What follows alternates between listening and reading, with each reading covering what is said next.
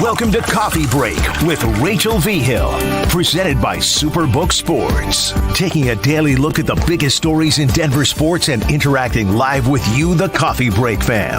So sit back, relax, grab a cup of joe, and enjoy your coffee break. Here's your host, Rachel V. Hill.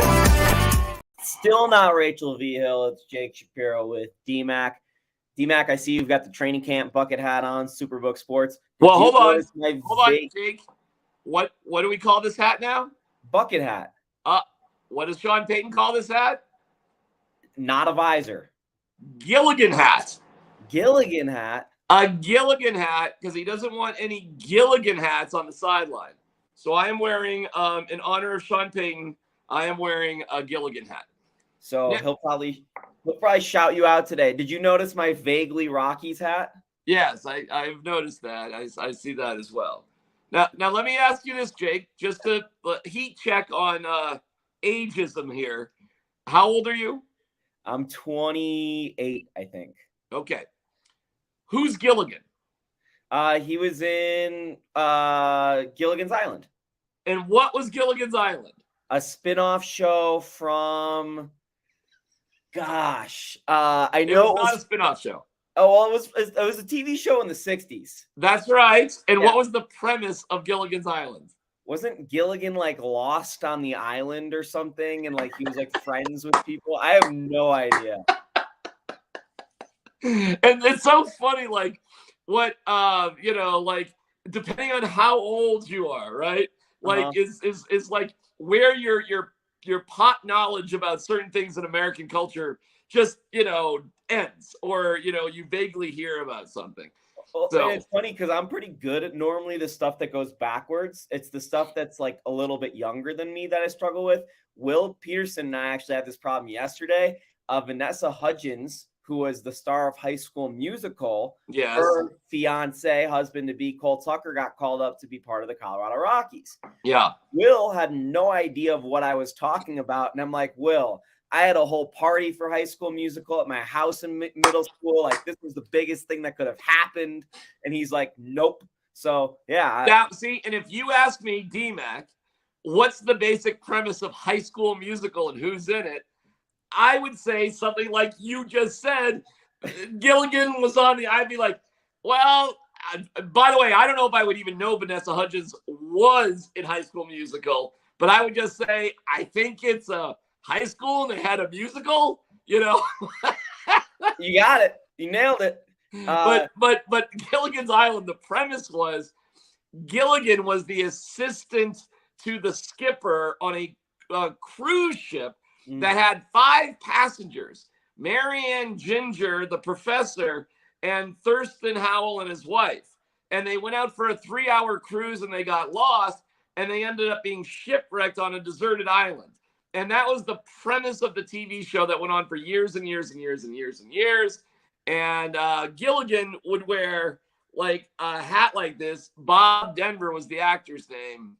So when Sean Payton says a Gilligan hat, that's really more commonly known as a bucket hat. And but he called it a Gilligan hat. But for somebody your age who doesn't know who the crap Gilligan is, it's one of these moments of what the hell is he talking about?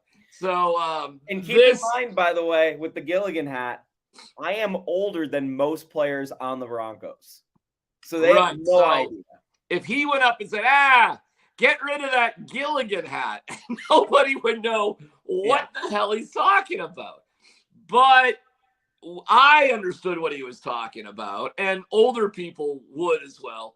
Now, if there was something in High School Musical that players commonly wore on the sidelines of preseason games, I would be lost. I don't know what that would be. I don't know if it's a shirt or I don't know. I have no idea what it would be. But, it's just so funny when cultures sort of slightly overlap, or there's that discontinuum of cultural knowledge. So that's what he said. He said, no T-shirts, no Gilligan hats, no interviews during the preseason game, and I like it. I'm all for it, But of course, Jake, we probably, well, I don't know, because it was a while ago, Menelik Watson, one of the right tackles from hell over the past dozen years, got engaged during the preseason game, not after the game. During the game, he called down his girlfriend and he got engaged on the field during the game.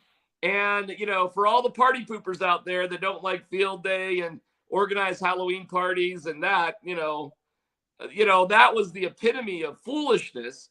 And I've always thought it was disrespectful to a lot of your teammates that this is the only shot they're ever going to have to wear NFL uniform for the 3 hours of the game, which is like nothing. At least pay attention and be respectful for your teammates. So I agree with Sean Payton on this. So you like his more controlling, locking down the sidelines. I mean, this is kind of in line with everything he's done, or at least strived to do as the head coach of the Denver Broncos. I enjoy that, the anonymous donors thing, that he keeps being the one that is not the anonymous donor. But I guess that's kind of the point. He wants to be the point person on everything Broncos. But he keeps kind of breaking his own rules, right? Which is pretty funny to watch. But overall, Jake, seriously, there's two teams that haven't made the playoffs in the last 7 years. The Jets and the Broncos. So if we want to, change things or, tighten things up, and I know it's a little awkward and weird for the media and the muggles, I get it. I'm fine with it. And I don't love everything, but that's just what you get. You're not going to love everything, but you needed some significant discipline and change. Significant. And the Broncos are still struggling with like pre-snap penalties and other discipline-focused sort of things. Like they haven't nailed that down at all. And that is why the starters, at least the offensive starters, do need to play. And according to Sean Payton, Jake, 15 to 18 plays, which is a lot for a preseason game for starters.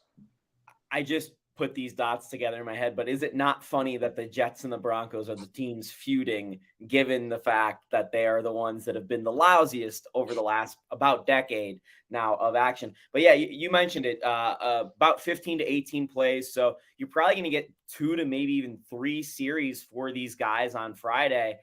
Significant change from last year. You've already had some big injuries for the Broncos, as well as some small injuries. Justin Simmons goes down yesterday.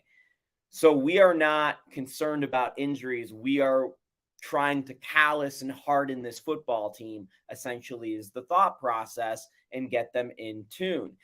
We saw it last year, DMAC. First, I want to say 3. Well, they never really got in tune and all together, but the first 2-3 games were a disaster. They had no rhythm, no collectiveness. So you don't expect to see any of that come week 1 now, because you are making the sacrifices of, hey, a couple guys might get hurt, but we have to get this stuff together. Yeah, absolutely. It's again, everything is relative. Not every team has to do what they're doing, but you have to change things up so significantly if you're the Broncos. And what's happening out there on the field, Jake, is some revelations are happening. The offensive line isn't as good as we initially thought they were, so we're hoping for better. Javonte Williams is back, but he's not 100%, Jake. And, hey, listen, you and I were there every step of the way with Jamal Murray. To think that Javonte Williams can just come back when we saw what Jamal Murray went through, to me, is ridiculous. I think this is a big mistake. Yeah, we're just seeing it now, DMAC, with Cortland Sutton. He finally is starting to look like he was in 2019 and in 2023. But we know running backs are so disposable, Jake, that, and we know, because we've heard Sean Payton say it, there's signs up there saying, the best ability is availability. They're putting that on the walls there. That's a mantra.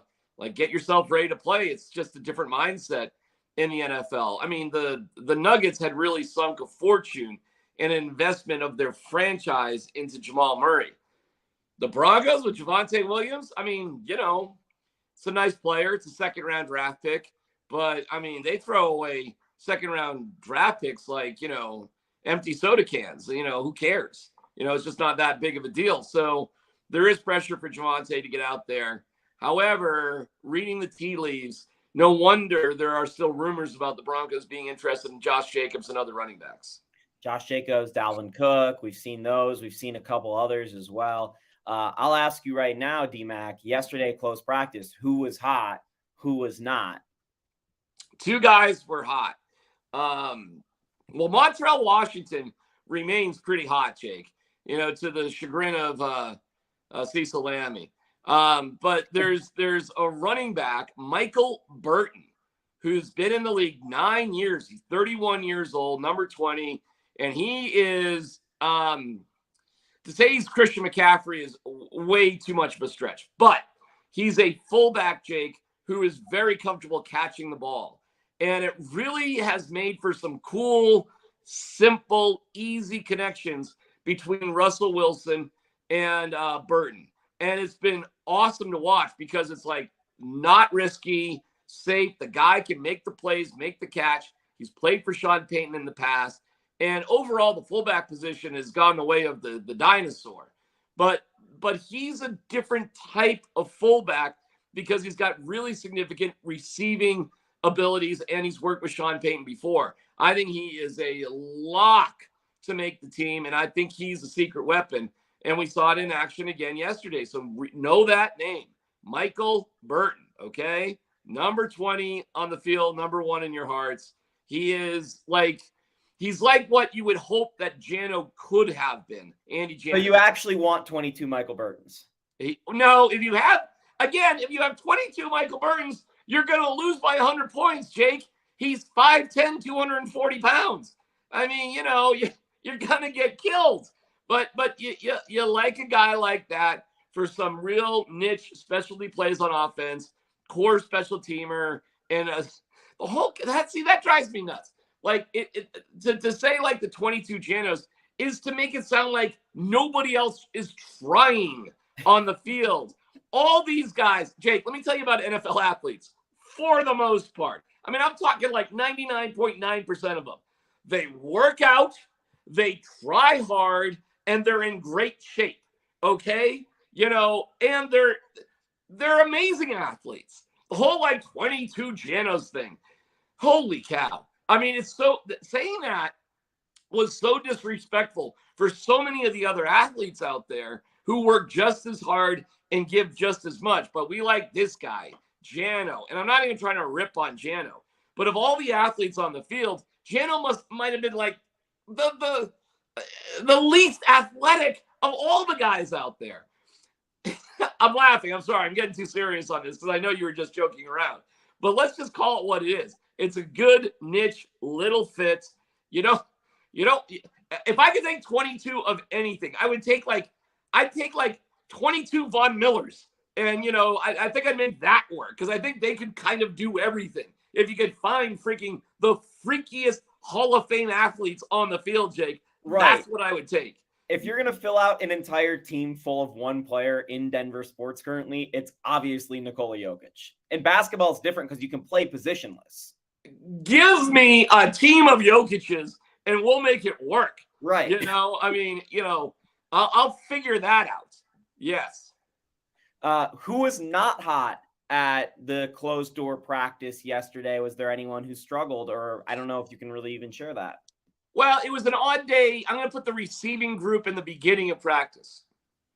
They came on strong, but Jerry Jeudy, Cortland Sutton, there was one other guy. I don't want to say a name that I'm not positive, but there was just problems catching the football. And Russ was actually throwing good passes. And the guys, Jerry Jeudy dropped one. He crossed up a defender in a one-on-one drill. Jake, he's standing in the end zone by himself. The ball hits him in his chest and drops it. It's just like, wow. Talk about a death by inches moment.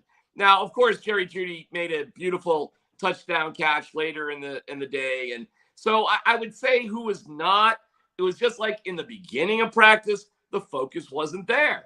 And it's like, hey, man, for a team that just is looking to improve, you'd really want to see a full practice of total concentration from start to finish. They did dial it in later, Both Sutton and Judy made really nice catches later in the day, but they just had a couple of weird moments. So I'll say the beginning of practice was not. You'd like to just see things dialed in a little bit tighter. But overall, it was pretty positive.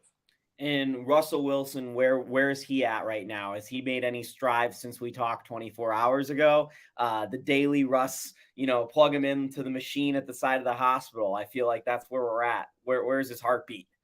I'd say Russ had like a scale of 1 to 10. I'd say his day yesterday was like a 7. And the only reason I take a couple of points off, we don't have any. We're 10, I guess. Great. We have no nuance for our scales, but and I'd give him even a higher grade, except for his last 2 passes of the practice. He tried to just do something that was a little unnecessary. But again, Jake, it's practice, so I'm going to let guys at practice. And I could see what he was trying to do. So again, I can't fault the guy for trying to do something in practice as long as I know he can do what he needs to do. So it was kind of like a good day for Russ. He did what he needed to do. And then a couple things at the end. He was trying to do something. It just didn't work out. And if he had executed those things, he might have had like, a 9 in terms of the practice. But, that's all right. You kind of learn things. If you just stack sevens in terms of days, you're going to be just fine, okay? You probably shouldn't have a perfect practice because it shows that, you weren't working on anything. You're probably too safe. So maybe I'll give him a 7.5. But, of course, our scale doesn't do that. No, that would be way too nuanced for our scale. D-Mac, what are you looking for from this team before Friday's game? Is there anything that you specifically want to see in the next couple of days of training camp practices that they need to hit on, that they haven't hit on before their first preseason game? Well, Peyton said that the starters, the players, 15 to 18 plays. Justin Simmons has some sort of groin issue. Again, this is something Sean Payton said he wouldn't talk about injuries. So I'm like, all right, I can't ask him about injuries, but I asked him, well, what's the difference with and without Justin Simmons? And he proceeded to tell us, well, he's got an injury. I was like, okay, maybe I should just ask you about what his injury was. But he was like off to the side. So I would anticipate he won't play.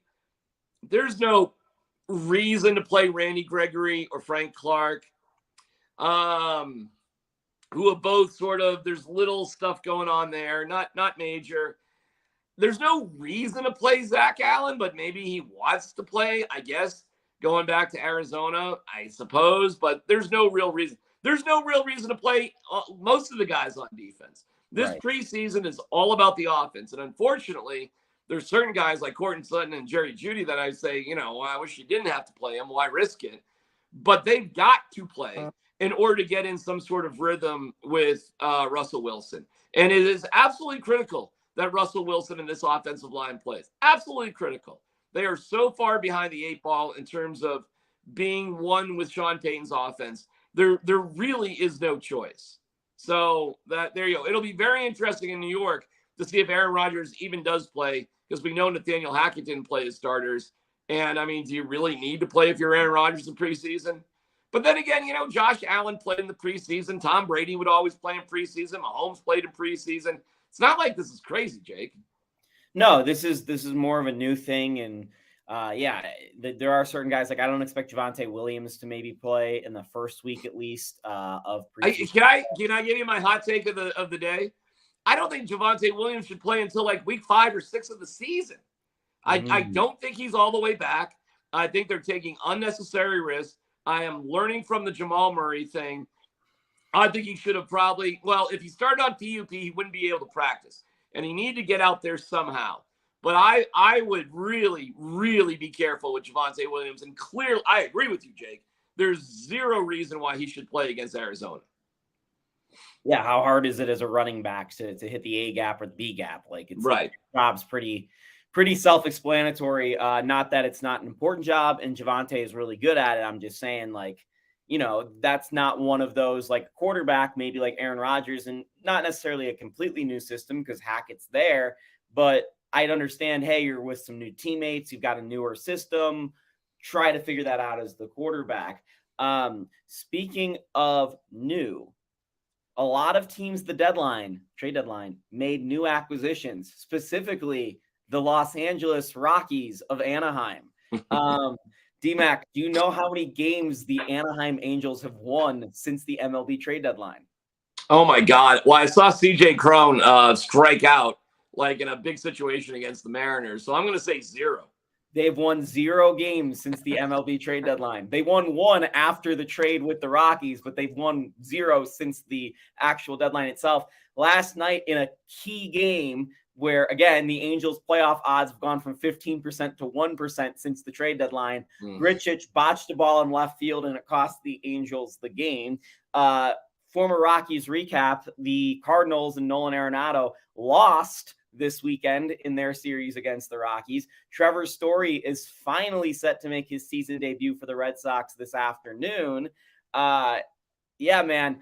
The Rockies, it's not only bad they got 1 hit last night, but the stench of the Rockies is following on with some of these players. And once again, the Colorado Rockies are projected to lose exactly 100 games. They've fallen right back into it. They're back on track. Remember, Jake, when they were 6-3 after the All-Star break? And everybody was kind of like, oh, wow. And hey, way to go, Bud Black. And I don't want to throw some of our wonderful Mongol colleagues under the bus, so I'll stay away from it. But it just was a moment of people want to like Bud Black so much that they are constantly making excuses because he's such a nice guy. And I don't get it. Any other team in any other situation with a longtime manager who would finish last in the National League, likely they'll be the 3rd worst team in all of baseball. So I don't think you can catch Oakland. And I don't know, Kansas City, who knows? They could go on a run and catch the Rockies maybe. Bobby Witt's been like the 5th best player in baseball since like mid-May. Well, every team's got great players. It's about the Rockies don't. The Rockies don't, D-Mac. You don't think Tovar's a great player? Not yet. Not yet. You don't think all right, hold on a second. Let me find a great player on the Rockies. I think Charlie Blackmon was a great player. Oh, yeah. I mean, there's a lot of was. Their best player right now is Ryan McMahon, and he's not a great player. No, I guess you're right. I'm trying to think of. Do you don't think Justin Lawrence is a great player? He has the potential to be great, but you're ultimately having a relieving season that's been really good on a team that does not matter, and you're pitching even in games where he's pitching games that matter, they don't really matter. Yeah, I get you. And you wouldn't put Tovar there. It's like, yeah, I see what you're saying. And Elias Diaz is a good, very solid major league kid. Yeah. But great. Yeah, you're right, I guess. I mean, great's I think there's a lot of possibilities. I think they're loaded with possibilities. And yeah, you're probably right. When I think about it there, like who exactly is great? I think who's their greatest player is Herman Marquez, who has not played this year. Well, right, but he's hurt. Yeah. So this is my point. Just to go back to what you said, we're skipping over Chris Bryant, huh? Dude, I mean, come on. Like I love Chris Bryant, but like this is how you look at Bud Black is how I look at Chris Bryant. But the way I look at Bud Black is I'm like, what's on this roster? What is he supposed to do with this team? And I understand if you finish last place, your job is going to be at risk no matter what. Well, I would say what the Rockies theoretically would need to do is theoretically the same thing as the Broncos. Like you've got to reset everything. Here's the problem with the Broncos. Likely, Jake, the real answer is that you need time to really develop a culture. And it's almost impossible to develop a culture in 1 year. But the biggest problem you have with the Broncos, unlike the Nuggets and the Avalanche, is that your best player isn't Nathan McKinnon or Nikola Jokic at 22, 23 years old who is set to develop. That is the advantage that the Avalanche and the Nuggets have. And I have banged the table loud enough, Jake, to say this is one of the key reasons you need to draft a young quarterback in order to give him that time to develop so he can become your Nathan McKinnon, your Nikola Jokic. Jamal Murray, Mikko Rantanen, Cale Makar. Should I keep going?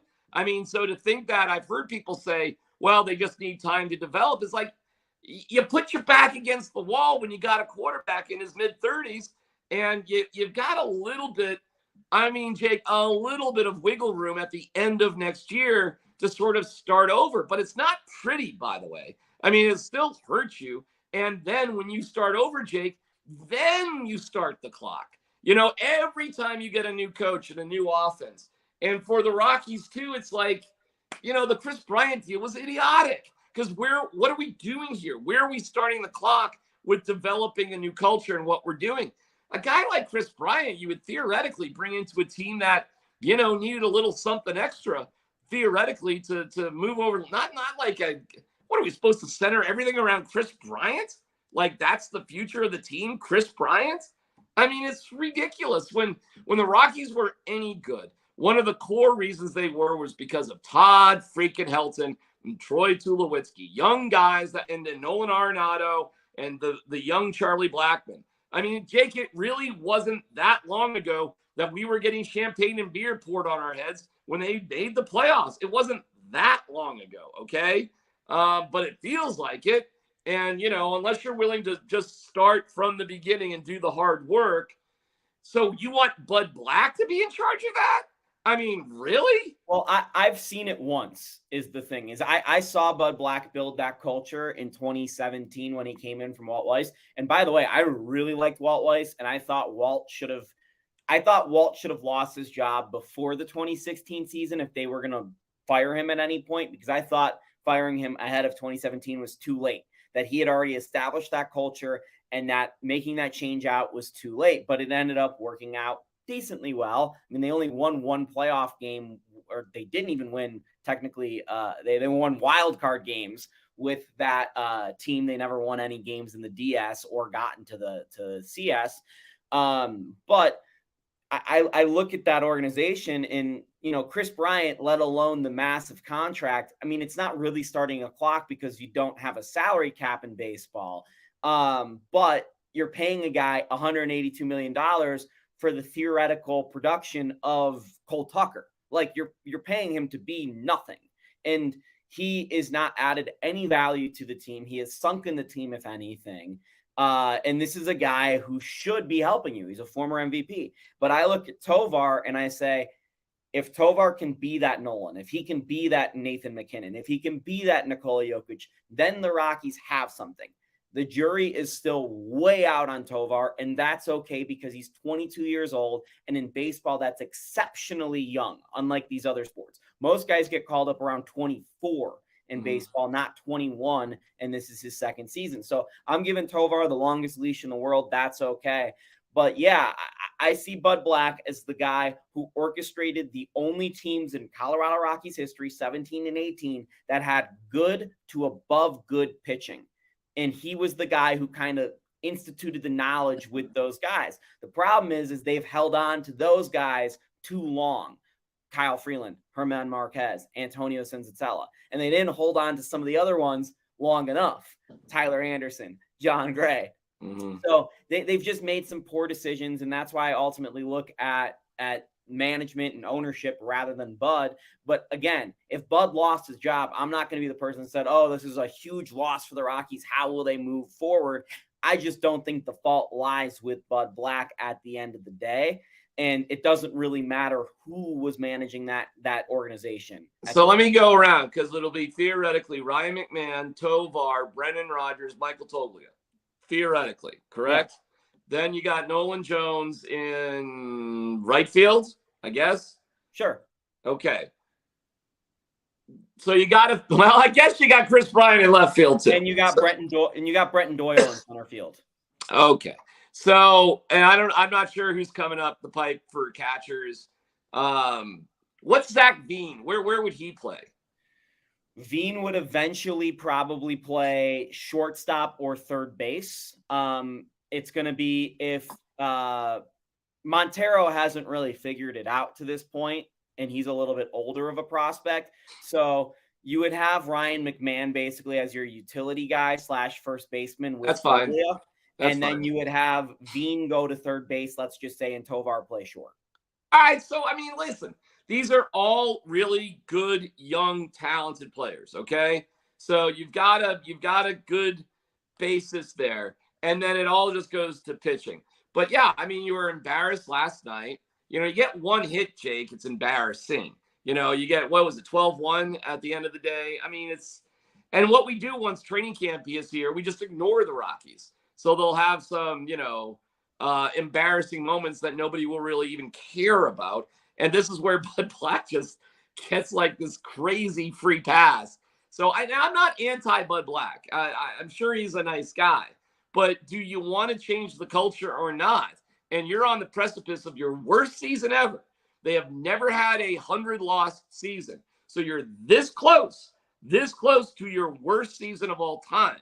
And I'm definitely biased because I'm friends with Walt Weiss. The year he was fired, he ended up, going to a lot of his one of his son's baseball games, and my son and his son were on the same team. So I was lucky enough to hang out with him for a full youth baseballs. I mean, we were at the Starbucks, an hour before the game after drop off, just, doing what baseball dads do, chopping it up at the Starbucks before and then during the games. And Walt could not have been a nicer dude. And by the way, look at what Walt's done since he left the Rockies. That's a really good Atlanta Braves team. Yeah, and he's part of it. He got himself at least a year, maybe a little bit longer, to hang out with his kid. And I'm glad he got to catch up with his son. And I'm glad they're doing well. He's doing well in Atlanta. I mean, why'd you get rid of him in the first place? But Walt's a good dude, really good dude. Bud Black's a good dude. Who's a little itchy? I'll just say itchy is Sean Payton. Sean Payton's a little itchy, okay? Michael Malone is a little itchy, okay? Yeah. All right? Bednar's different. Bednar's not itchy at all, but he's very analytical to how he views things. Bednar's a very, I'd say he does have certain emotions that he carries and loyalties to certain guys, but I think he's a little bit black and white too. And he's very quick to call out his team when they need to be called out. Bednar doesn't hold back. So you got some real nicey, comfy guys, but then you got guys who are a little itchy. And I would say a team that is the worst team in the league probably could stand a little itchiness. Maybe you're not so friendly with the media. Maybe things aren't so comfortable around the clubhouse, Jake. You know what I'm saying? Maybe maybe you are on edge a little bit with your assistant coaches and the PR staff and the muggles. Maybe that is when you're terrible, when you are the worst team in the National League, or in the case of the Broncos, one of two teams to not make the playoffs in the past 7 years. Maybe it's okay to be itchy. Speaking of Bednar, and because we talked about this briefly yesterday, this is my niche Denver costume, Halloween costume of the year. My niche Denver sports costume that few people will get. You and your lovely bride go as Barbie and Jared Bednar. Wow. Okay. That's good. Super niche. Yeah. I'm trying to figure out how to sell my wife on being Barbie.